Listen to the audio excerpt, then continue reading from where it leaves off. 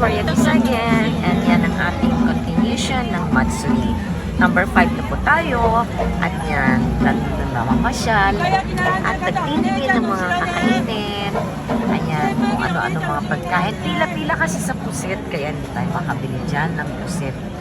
So ayan, pila-pila sila, at nanood pa rin ng mga kung ano-anong mga palabas nila sa Matsuri, hanggang Japan Festival. So, naglakad-lakad ulit tayo. Super init talaga, grabe. So, nagtingin-tingin pa ng mga pagkain dyan. So, makikita nyo, may iba-ibang pagkain. Mayroon pang saging na nakatusok-tusok. May mga kung ano-ano nilagay ng mga Pringles dyan. At may mga apple. Ayan din, pero matamis.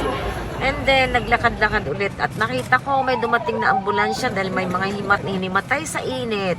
So guys, enjoy watching at nagpunta na lang dyan